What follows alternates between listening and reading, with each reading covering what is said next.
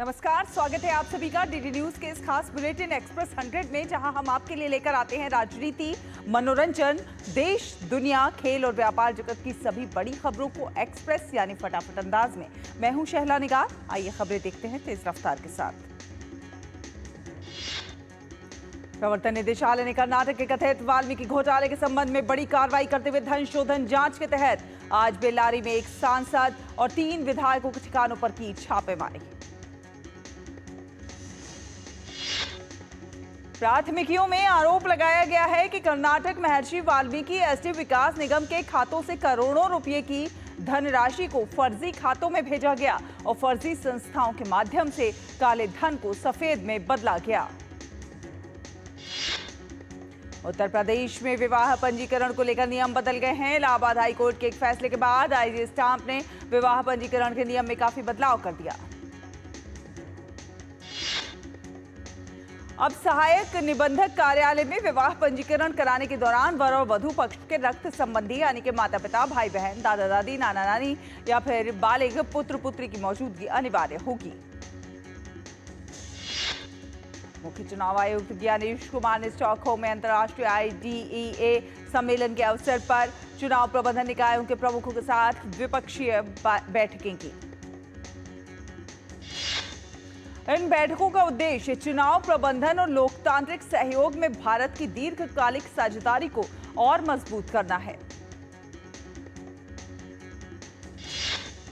राजस्थान के जयपुर से दिल दहला देने वाली खबर सामने आई है। दौसा मनोहरपुर हाईवे पर आज सुबह एक कंटेनर और सवारी गाड़ी के बीच भीषण टक्कर हो गई। इस हादसे में दुल्हन समेत 5 लोगों की मौत हो गई। जानकारी के अनुसार दूल्हा दुल्हन अपने परिजनों और रिश्तेदारों के साथ मध्य प्रदेश से शादी समारोह के बाद वापस लौट रहे थे। तभी भटकाबास गांव के पास उनकी कार के सामने आ रहे कंटेनर से जोरदार भिड़ंत हो गई। रक्षा मंत्री राजनाथ सिंह ने एक बार फिर से आतंकवाद को लेकर पाकिस्तान को कड़ी चेतावनी दी है। रक्षा मंत्री ने कहा कि अगर पाकिस्तान आतंकवाद के खिलाफ खुद कार्रवाई नहीं कर पा रहा है तो भारत की सेनाएं सरहद के इस पार और उस पार आतंकवाद मिटाने में सक्षम है। रक्षा मंत्री राजनाथ सिंह ने कहा कि भारत चाहता है आतंकवाद पाकिस्तान सहित पूरी दुनिया से खत्म हो, क्योंकि आतंकवाद पूरे विश्व के लिए गंभीर चुनौती है। आज संत कबीरदास जी की जयंती है। प्रधानमंत्री नरेंद्र मोदी ने उन्हें नमन करते हुए एक्स पर पोस्ट किया। सामाजिक समरसता के प्रति आजीवन समर्पित रहे संत कबीरदास जी को उनकी जयंती पर मेरा कोटि कोटि नमन। उनके दोहों में जहां शब्दों की सरलता है, वहीं भावों की प्रगाढ़ता भी है। पीएम ने एक वीडियो भी साझा किया। पीएम ने लिखा, समाज में फैली कुरीतियों को दूर करने में उनके योगदान को हमेशा श्रद्धापूर्वक स्मरण किया जाएगा।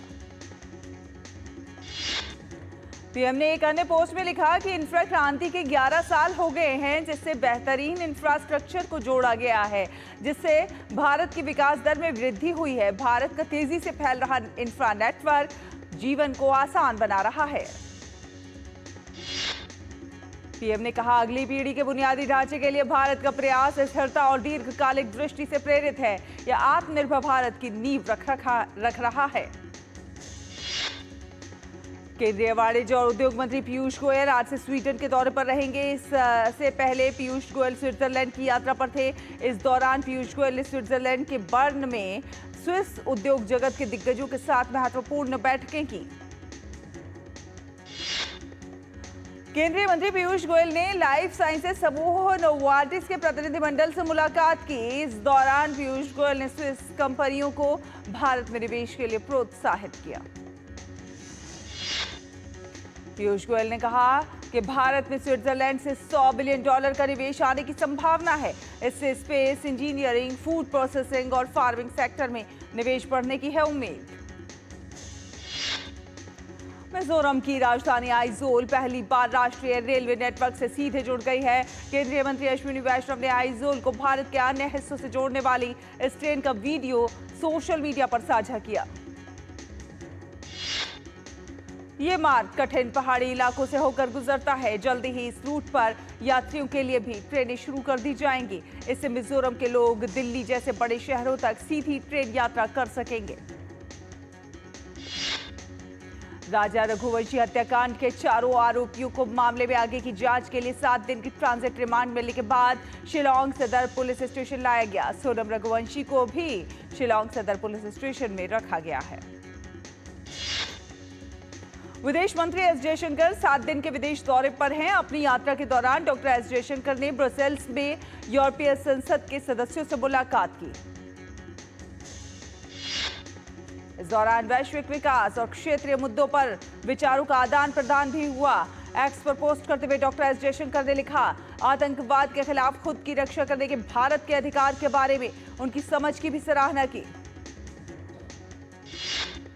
केंद्रीय गृह एवं सहकारिता मंत्री अमित शाह ने कल देश में बाढ़ प्रबंधन की तैयारियों की समीक्षा के लिए नई दिल्ली में एक उच्च स्तरीय बैठक की अध्यक्षता की। इस दौरान केंद्रीय गृह मंत्री ने देश में बाढ़ के खतरे को कम करने के लिए किए जा रहे दीर्घकालिक उपायों की समीक्षा की। केंद्रीय गृह मंत्री ने बैठक में बाढ़ प्रबंधन के लिए सभी एजेंसियों द्वारा अपनाई गई नई तकनीकों और उनके नेटवर्क के विस्तार पर भी चर्चा की। उन्होंने बाढ़ नियंत्रण और जल प्रबंधन के लिए विभिन्न केंद्रीय एजेंसियों द्वारा अंतरिक्ष प्रौद्योगिकी के अधिकतम उपयोग पर बल दिया। दिल्ली की मुख्यमंत्री रेखा गुप्ता ने दिल्ली सरकार के मंत्री प्रवेश वर्मा और अन्य अधिकारियों के साथ आज बाढ़ नियंत्रण उपायों पर बैठक की अध्यक्षता की। दिल्ली के मंत्री प्रवेश वर्मा ने आज एक पेड़ मां के नाम अभियान में भाग लिया। इस दौरान उन्होंने लोगों से भी वृक्षारोपण का आह्वान किया। प्रवेश वर्मा ने कहा, पहले की सरकार 10 साल में जो काम नहीं कर पाई, उससे ज्यादा काम हमारी सरकार ने 100 दिन में करके दिखाया। दिल्ली के कालकाजी के पास भूमिहीन कैंप इलाके में डीडीए के द्वारा अवैध अतिक्रमण के खिलाफ अभियान चलाया जा रहा है। गुजरात के मुख्यमंत्री भूपेंद्र पटेल ने स्वस्थ गुजरात मोटापा मुक्त गुजरात अभियान के तहत साबरमती रिवर फ्रंट पर योग शिविर में भाग लिया। यूपी बीजेपी अध्यक्ष भूपेंद्र चौधरी का बड़ा एक्शन, गोंडा जिले के जिलाध्यक्ष को पार्टी से निष्कासित किया गया। पार्टी ने अनुशासनहीनता के चलते जिलाध्यक्ष अमर किशोर को पार्टी से निकाला। कर्नाटक के मुख्यमंत्री सिद्धरामैया ने कर्नाटक हाईकोर्ट की जस्टिस पेरुगु श्री सुधा के शपथ ग्रहण समारोह में हिस्सा लिया। राज्यपाल थावरचंद गहलोत ने उन्हें शपथ दिलाई। भगवान जगन्नाथ का महोत्सव आज से शुरू हो रहा है। ओडिशा के पुरी में भगवान जगन्नाथ की प्रसिद्ध रथ यात्रा से पहले स्नान पूर्णिमा उत्सव आज है। इस पवित्र दिन भक्त की भगवान जगन्नाथ, बलदेव और सुभद्रा महारानी को स्नान करवाते हैं। ओडिशा के मुख्यमंत्री मोहन चरण मांझी ने श्री जगन्नाथ मंदिर में आयोजित स्नान यात्रा में हिस्सा लिया। अहमदाबाद में भगवान जगन्नाथ की जल यात्रा में श्रद्धालुओं की भीड़ उमड़ी। जल यात्रा में संत और धार्मिक नेताओं के साथ अन्य श्रद्धालु पूरी आस्था और खुशी के साथ भाग ले रहे हैं। प्रयागराज में ज्येष्ठ पूर्णिमा के अवसर पर भक्तों ने त्रिवेणी संगम पर पावन स्नान किया। इस दौरान भक्तों का उत्साह चरम पर था। ज्येष्ठ पूर्णिमा के मौके पर हरिद्वार में स्नान करने वाले श्रद्धालुओं की भारी भीड़ लगी रही। तड़के से ही यहां पर स्नान करने के लिए लोगों की भीड़ जुटने लगी थी। हरिद्वार पुलिस ने स्नान के मद्देनजर सुरक्षा की पुख्ता व्यवस्था की। ज्येष्ठ पूर्णिमा के अवसर पर अयोध्या में स्थित श्री राम जन्मभूमि मंदिर में दर्शन के लिए भक्तों की भीड़ उमड़ रही है। रामलला के दर्शन के लिए भक्त कतारों में खड़े हैं और अपनी बारी का इंतजार कर रहे हैं। आरजेडी प्रमुख लालू प्रसाद यादव के 78वें जन्मदिन के अवसर पर उनके समर्थक उन्हें बधाई देने पहुंचे। उन्होंने अपने समर्थकों के साथ जन्मदिन मनाया। केरल हाईकोर्ट ने कांग्रेस सांसद प्रियंका गांधी वाड्रा को वायनाड लोकसभा सीट से उनके चुनाव को चुनौती देने वाली याचिका पर नोटिस जारी किया है। लखनऊ के गोमती नगर थाना क्षेत्र के पार्क व्यू अपार्टमेंट की 3री मंजिल पर एक फ्लैट में आग लगी। 3 दमकल की गाड़ियों की मदद से आग पर काबू पाया गया। किसी के हताहत होने की खबर नहीं है। भारतीय वायुसेना के ग्रुप कैप्टन शुभांशु शुक्ला का अंतरिक्ष मिशन एक्सियोम 4 आज एक बार फिर से टल गया है। पोस्ट स्टैटिक फायर बूस्टर परीक्षण के दौरान लिक्विड ऑक्सीजन के रिसाव का पता चला, जिसके बाद मिशन को स्थगित करना पड़ा। लखनऊ चिड़ियाघर में गर्मी से जानवरों को राहत पहुंचाने के लिए कूलर, स्प्रिंकलर और मैट का इस्तेमाल किया जा रहा है। चिड़ियाघर में जानवरों को तपिश और उमस से बचाने के लिए बाड़ों में हरे पर्दे लगाए गए हैं। दिल्ली एनसीआर समेत समूचा उत्तर भारत इन दिनों भीषण गर्मी की चपेट में है। तमाम शहरों में पारा 40 से 45 को भी पार कर गया है, तो कई राज्यों में गर्मी का रेड, येलो और ऑरेंज अलर्ट भी जारी किया गया है। गर्मी और लू के चलते सामान्य जनजीवन खासा प्रभावित हुआ है। भारतीय मौसम विभाग के मुताबिक आगामी 2 दिन तक हीट वेव जारी रहेगी। मौसम विभाग ने दिल्ली के लिए ऑरेंज अलर्ट जारी किया है। दिल्ली के तमाम इलाकों में पारा 45 डिग्री को पार कर गया है। हरियाणा, पंजाब में भी लू का अलर्ट जारी किया है। इसके साथ ही मौसम विभाग ने उत्तर प्रदेश, हिमाचल प्रदेश, जम्मू कश्मीर, मध्य प्रदेश के कई एक जिलों में हीट वेव को लेकर चेतावनी जारी की है। मौसम विभाग ने राजस्थान में लू का रेड अलर्ट जारी किया है। पश्चिमी राजस्थान के बीकानेर और सीमावर्ती इलाकों में भीषण गर्मी की स्थिति बनी हुई है। श्रीगंगानगर में लगातार 2 दिन से अधिकतम तापमान 43 डिग्री से ज्यादा दर्ज हो रहा है। देश के कई राज्यों में भीषण गर्मी से लोग बेहाल हैं, लेकिन कुछ राज्यों में आने वाले दिनों में थोड़ी राहत की उम्मीद है। मौसम विभाग के मुताबिक उत्तर प्रदेश में प्री मानसून दस्तक दे सकता है। पूर्वी उत्तर प्रदेश में मानसून की पहली बारिश हो सकती है। इसके बाद मानसून पश्चिम की ओर बढ़ेगा। वहीं बिहार में भी मौसम बदलने वाला है। मौसम विभाग ने विदर्भ, छत्तीसगढ़, मराठवाड़ा, मध्य महाराष्ट्र, कर्नाटक, तेलंगाना, आंध्र प्रदेश, केरल और तमिलनाडु के साथ ही उत्तर पूर्व में भी भारी बारिश का अनुमान जताया है। फिलहाल एक छोटा सा ब्रेक के उस पार फटाफट अंदाज में खबरों का सफर जारी रहेगा। पता है, I was a bright student. कुछ करना चाहती थी, कुछ बनना चाहती थी। आप अपना खुद का स्टार्ट कीजिए ना। खुद का बिजनेस, पर उसमें पैसे तो बहुत लगेंगे ना। Zero investment. Zero investment? हाँ, आई एम डूइंग इट। मैं एक principal madam. She is my client. मैं LIC एजेंट हूँ। LIC एजेंट बनो। अब बड़ा सोचो। हमारी वेबसाइट पर जाएं या अपनी नजदीकी LIC शाखा से संपर्क करें। जब धरती चीर कर निकलता है लोहे का पत्थर और मिलता है मोंगिया के जोश से, फिर तपता है, पिघलता है और बनता है फौलाद। अब होता है सरिया सारी खूबियों के साथ। मोंगिया स्टील, मजबूत देश का मजबूत सरिया। जो लक्ष्य चुना था समझ आने लगा है। GLA यूनिवर्सिटी, उच्च लक्ष्यों की निश्चित प्राप्ति। ब्रेक के बाद स्वागत है आपका। आपको बता दें कि आज सेंसेक्स, निफ्टी और बैंक निफ्टी तीनों स्पॉट ओपनिंग करते नजर आए हैं। 82 अंक चढ़कर 82,473 पर खुला सेंसेक्स, तो 30 अंक मजबूत होकर 25,134 पर खुला निफ्टी। महाराष्ट्र सरकार ने देशी और विदेशी शराब पर एक्साइज ड्यूटी बढ़ाई है। भारत में बनी विदेशी शराब पर एक्साइज ड्यूटी में 50 से 60% की बढ़ोतरी की गई है। 2011 के बाद एक्साइज में सबसे ज्यादा बढ़ोतरी हुई है। सोने और चांदी दोनों की कीमतों में मंगलवार को तेजी देखने को मिली और 24 कैरेट के सोने की कीमत बढ़कर 96,000 रुपए प्रति 10 ग्राम के पार और चांदी की कीमत 1.07 लाख रुपए प्रति किलो पर पहुंच गई। एक रिपोर्ट के मुताबिक वैश्विक स्तर पर स्मार्टफोन मैन्युफैक्चरिंग आउटपुट में गिरावट देखी जा रही है, तो वहीं 2025 में भारत का उत्पादन दोहरे अंक में बढ़ने की उम्मीद है। संयुक्त राष्ट्र जनसंख्या कोष की रिपोर्ट के अनुसार भारत 2025 तक 1.46 अरब लोगों के साथ सबसे अधिक आबादी वाला देश बना रह सकता है। दिल्ली में दूरसंचार नेटवर्क के लिए आर्टिफिशियल इंटेलिजेंस पर ITUT फोकस समूह की तीसरी बैठक 12 जून 2025 तक आयोजित की जाएगी। नेशनल स्टॉक एक्सचेंज के प्रबंध निदेशक और CEO आशीष कुमार चौहान ने कहा कि प्रधानमंत्री नरेंद्र मोदी के कार्यकाल के बीते 11 वर्षों में शेयर बाजार में शानदार तेजी हुई है। इस कारण पूरे देश में स्टॉक मार्केट से जुड़ी बड़ी संख्या में निवेशक जुड़े हैं। एनएसई के सीईओ आशीष कुमार चौहान ने बताया एनएसई के DRHP प्रोसेस शुरू करने के लिए सेबी से नो ऑब्जेक्शन सर्टिफिकेट का इंतजार कर रहा है और जैसे ही एक्सचेंज को ये मिल जाएगा वो DRHP बनाने के प्रोसेस को शुरू कर देंगे।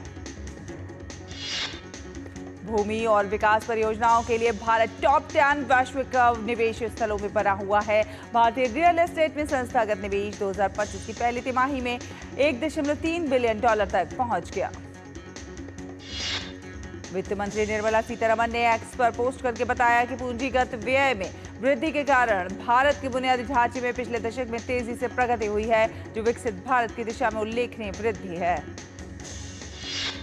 महाराष्ट्र के पहले ग्रीन बॉन्ड की बॉम्बे स्टॉक एक्सचेंज पर लिस्टिंग हुई। ये ग्रीन बॉन्ड PCMC की ओर से जारी किया गया है। इक्विटी म्यूचुअल फंड्स के लिए एसेट्स अंडर मैनेजमेंट मई में करीब 4.85% बढ़कर 72.2 लाख करोड़ रुपए हो गया। Association of mutual fund in India के अनुसार सिस्टमैटिक इन्वेस्टमेंट प्लान इनफ्लो में मई में ऑल टाइम हाई 26,688 करोड़ रुपए पर रहा है। S&P ग्लोबल रेटिंग्स के अनुसार भारतीय कॉर्पोरेट्स का पूंजीगत खर्च अगले 5 सालों में दोगुना होकर $800 अरब से $850 अरब के बीच रहने की उम्मीद। मुंबई हाई कोर्ट ने मुंबई महानगर क्षेत्र विकास प्राधिकरण को निर्देश दिया है कि वो मुंबई मेट्रो 1 प्राइवेट लिमिटेड को 1,169 करोड़ रुपए का भुगतान करे। विजय माल्या के पॉडकास्ट में कर्ज चुकाने वाले दावे को सरकार और बैंकों ने गलत बताया है। उनका कहना है कि बैंकों ने माल्या से 10,815 करोड़ रुपए वसूल किए हैं। अब भी उससे 6,997 करोड़ रुपए की वसूली बाकी है। भारतीय प्रतिस्पर्धा आयोग ने हैवेल्स इंडिया लिमिटेड की ओर से गोल्डी सोलर प्राइवेट लिमिटेड की इक्विटी शेयर पूंजी के अधिग्रहण और गोल्डी एनर्जी LLP की 100% साझेदारी हिस्सेदारी के अधिग्रहण को मंजूरी दी है। MOHUA ने स्मार्ट सिटी SPV के फिर से उपयोग के लिए परामर्श जारी किया। परामर्श में बाकी मिशन जिम्मेदारियों को पूरा करना और SPV के लिए भविष्य की रूपरेखा को परिभाषित करना है। Translational health science and technology institute ने मोनोक्लोनल एंटीबॉडी थेरेप्यूटिक्स की खोज और विकास पर एक संगोष्ठी आयोजित की। इसमें फार्मास्यूटिकल उद्योग, स्टार्टअप्स जैसी विभिन्न फंडिंग संगठनों का आदान प्रदान किया गया। योग पोर्टल पर पंजीकरण की संख्या 50,000 के हुई पार। राष्ट्रीय वेलनेस अभियान को मिलेगा बढ़ावा। राजस्थान में 11,000 से अधिक संगठनों का पंजीकरण। अमेरिका के लॉस एंजल्स में जारी प्रदर्शन में कई जगह पर तोड़फोड़, आगजनी, पुलिस गाड़ियों को जलाने और एप्पल स्टोर जैसी दुकानों में लूटपाट की घटनाएं हुई।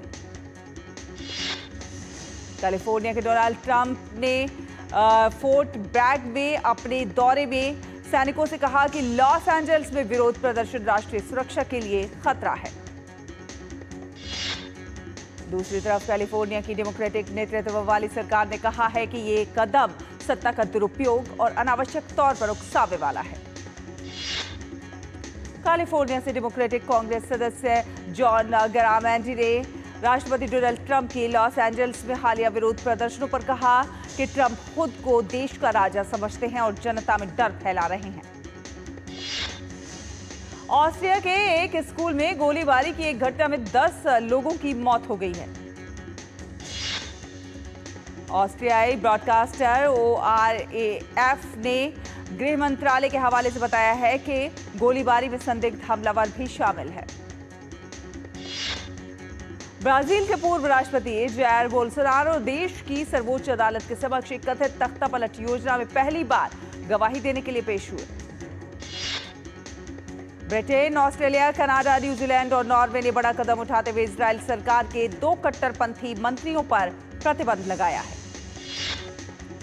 पेंटागन के पूर्व अधिकारी और अमेरिकन एंटरप्राइज इंस्टीट्यूट के वरिष्ठ फेलो माइकल रूबिन ने खालिस्तान के समर्थन के लिए कनाडा के पूर्व PM जस्टिन ट्रूडो की नीतियों की आलोचना की है।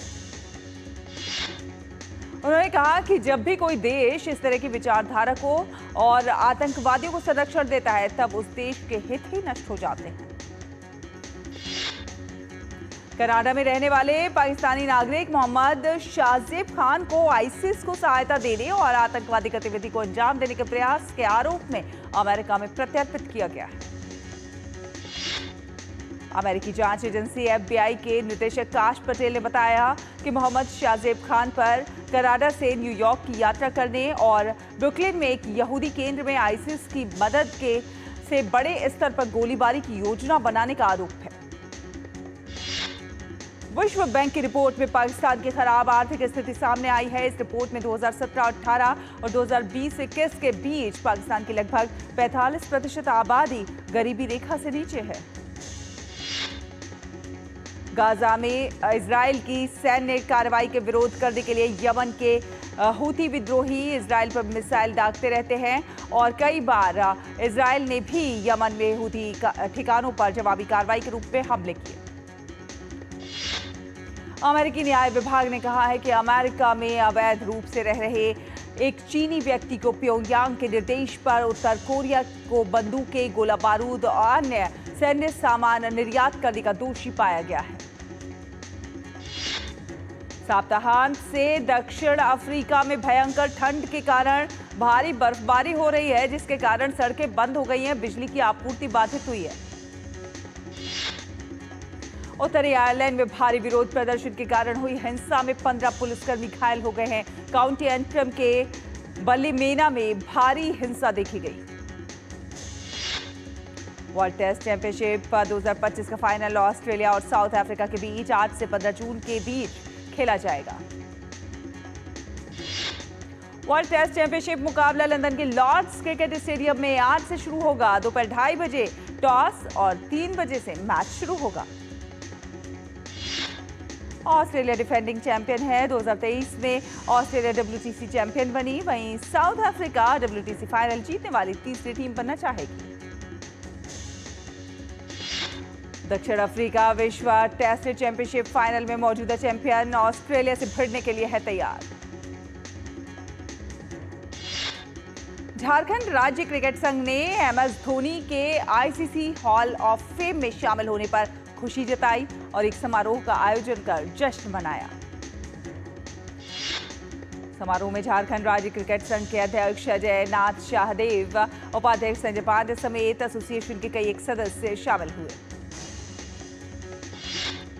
इंग्लैंड ने साउथहैम्पटन में खेले गए तीसरे और अंतिम T20 अंतर्राष्ट्रीय मुकाबले में वेस्टइंडीज को 37 रनों से हराकर 3 मैचों की सीरीज 3-0 से अपने नाम कर ली। हॉकी इंडिया ने आगामी 4 नेशंस टूर्नामेंट के लिए भारतीय जूनियर पुरुष हॉकी टीम की घोषणा की, जो 21 से 25 जून तक जर्मनी के बर्लिन में आयोजित होगा। ये प्रतिष्ठित प्रतियोगिता 4 मजबूत टीमों भारत, स्पेन, ऑस्ट्रेलिया और मेजबान जर्मनी के बीच खेली जाएगी। चीन ने मंगलवार को बहरीन को 1-0 से हराकर फीफा विश्व कप 2026 क्वालिफाइंग अभियान का समापन जीत के साथ किया।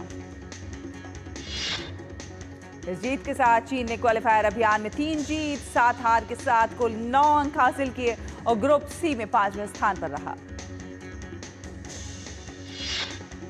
टेनिस दिग्गज राफेल नडाल द्वारा 2017 फ्रेंच ओपन फाइनल में इस्तेमाल किया गया बाबोलाट रैकेट रिकॉर्ड कीमत पर नीलाम हुआ है। नीलामी में राफेल नडाल का रैकेट लगभग 49.12 लाख रुपए बिका। ये अब तक किसी टेनिस रैकेट के लिए चुकाई गई सबसे बड़ी राशि है।